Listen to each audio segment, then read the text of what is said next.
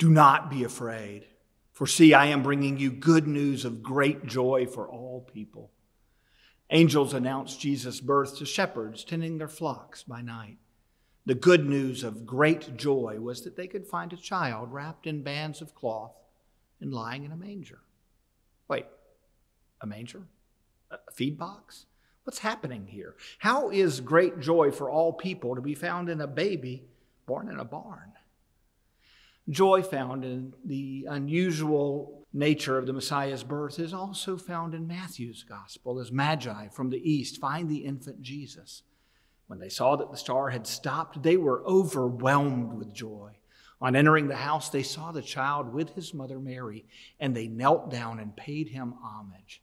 Then, opening their treasure chest, they offered him gifts of gold, frankincense, and myrrh. An epiphany is an aha moment, a new insight and understanding for both the shepherds and the Magi. That new understanding was that we know something fearfully wonderful when we discover that the Holy Trinity has entered into creation in the person of Jesus. God is not standing back as a righteous judge, but entering into the creation in the most vulnerable way possible. The one who the whole universe could not contain is wrapped in bands of cloth and lying in a manger.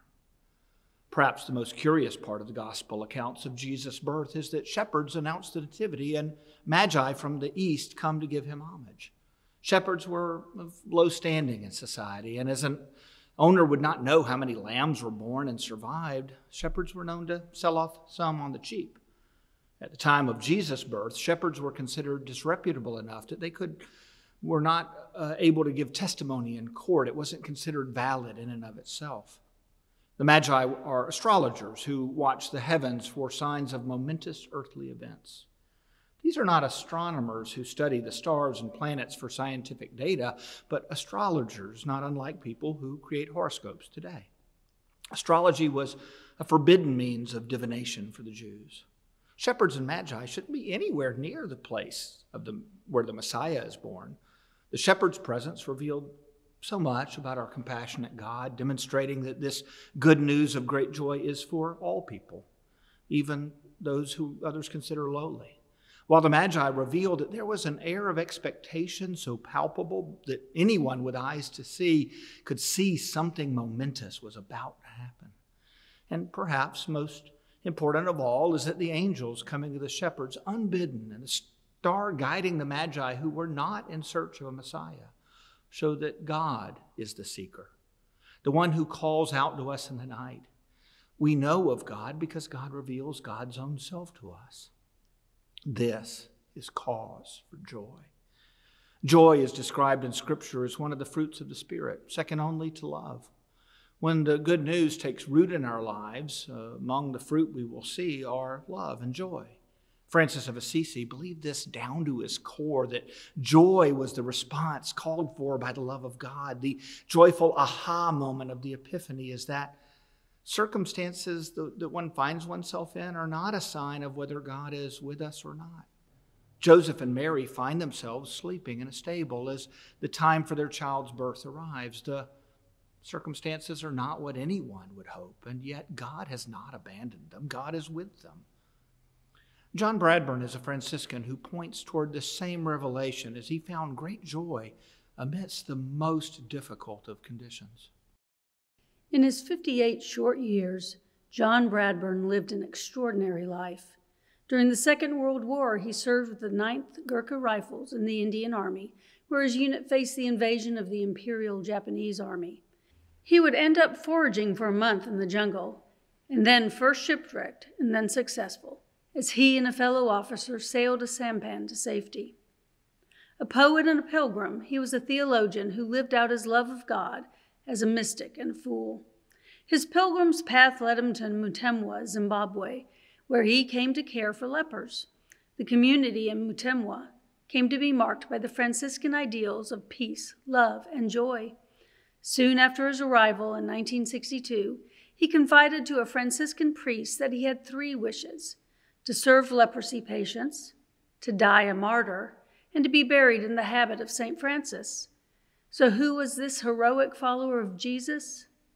John Randall Bradburn, the son of an English clergyman, was born on June 14, 1921, in Skerworth, in Cumberland, England. According to the John Bradburn Memorial Society, the single-minded loving care he gave the residents eventually brought him into conflict with the management committee. He refused to put number tags around the patients' necks and reduced their already small diet, so he was sacked. He then lived in a prefab tin hut, lacking water and sanitation, just outside the leprosy compound. As a lay member of the Third Order of St. Francis, he obeyed its rule, singing the daily office of Our Lady. He lived its hours, rising at dawn for matins and ending the day with vespers and compline. Bradburn was the most prolific of poets, making the Guinness World Records for writing more than 169,000 lines of poetry and more than 6,000 poems. He even wrote his letters to friends and family in poetry. And it was the discipline of the daily offices that provided Bradburn with the context for many poems written at the turning points of the day. His poem, A Ballad of the Essence of Joy, is just one example of joy Bradburn found in serving God. To wish it is to have it. Wish may whiz straight to attainment of the great I am. It banishes the bane of miseries, whether they be in Japheth, Shem, or Ham, because it is very paschal lamb. It leaps the senses' dense defensive wall and skips the intellect's eclipsing sham. Essence of joy with no alloy, enthrall. Far from the circumstance of businesses, pomp and palaver and its maddening sham, surpassing near to each by being is, sits Trinity as stilly as a dam, where Hammerkop, as quiet as a clam, reflects upon the water from the wall, at one by fact of being, with I am, essence of joy with no alloy, enthrall.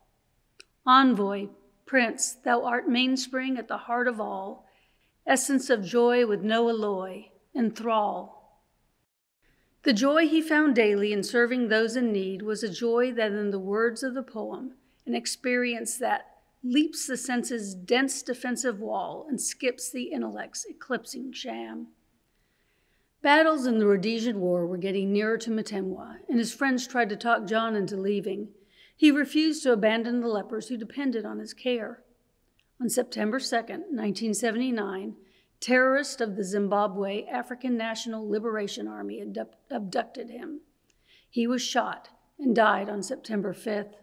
He was buried in a Franciscan habit, according to his wishes. The Roman Catholic Church is in the process that could lead to his canonization as a saint. Experiencing joy while serving in primitive conditions in a leper colony is just the sort of joy Francis extolled. As I wrote in a reflection for this week of the Epiphany, joy is, in my experience, the sneakiest fruit of the Spirit. Joy is a breathtaking gift of God when a moment proves to be more full of meaning than seems possible.